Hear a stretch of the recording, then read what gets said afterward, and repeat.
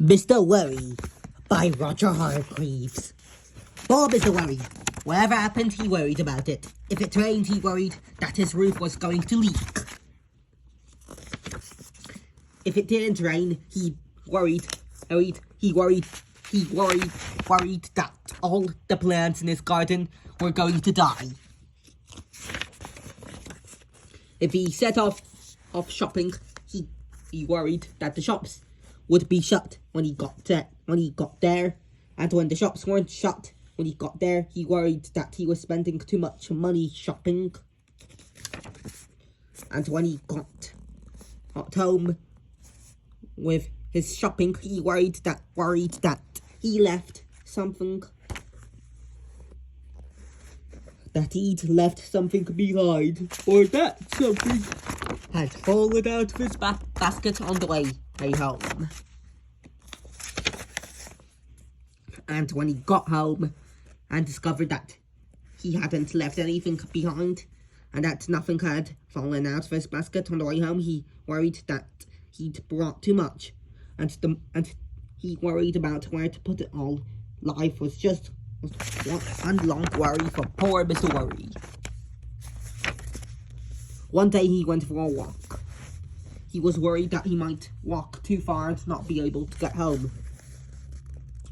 But on the other hand, he was worried that if he didn't walk enough, he worried he wouldn't get enough exercise.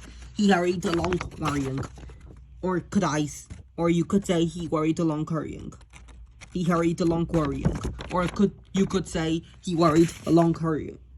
He met Mr. Bump. "I'm very worried about you," he said.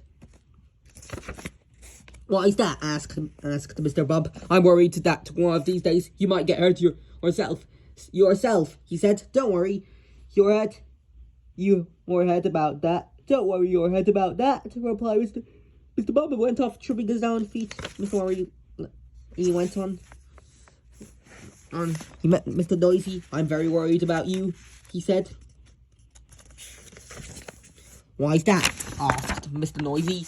"I'm worried that you might lose your voice," said Mr. Worry. Don't you worry your head about that," said Mr. Noisy, and went off clump, clump, clump. And Mr. Worry went on. He met Mr. Greasy. "I'm very worried about you," he said. "Why is that?" asked Mr. Greasy. "I'm worried that you might eat too much and be sick," explained Mr. Worry. "Me," replied Mr. Greasy, "eat too much, impossible," and went off for lunch. Mr. Worry went on. He met a wizard. "Hello," said the wizard. "Who are you?" "I'm Mr. Worry." "And you look it," commanded the wizard. "Tell you what," he went on, for he was a helpful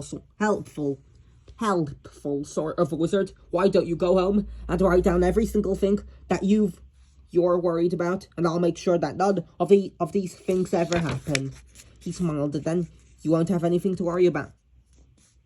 Worry about, will you?" Mr. Worry smiled. It was for the first time he smiled in a very long time. In a long time. In fact, it was the first time he'd smiled that year. He hurried home in great excitement. When he got home, he sat down to write out all the things that worried him. Every single thing. It was a long list. And then he went to bed and had the best night's sleep he had in years. The following morning, the wizard came round to collect Mr. Worry's list. "My goodness me," he said when he saw the signs of it. "However," he said, "leave it to me. I'll go off and make sure that none of these things ever happen."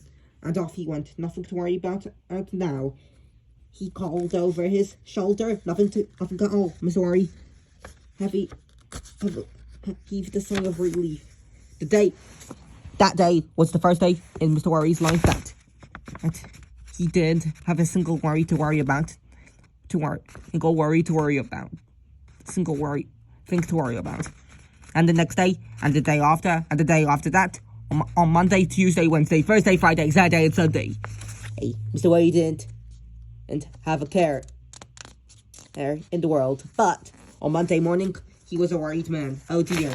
What do you think he was Who do you think was worrying him? Can you guess he went to the wizard idea? Said the wizard when he saw him standing on his doorstep. What's worrying you? I'll tell you, said Mr. Worry. I'm worried because I don't have anything to worry about. And he went home to worry about about not having anything to worry about. The narration was by Gwonam.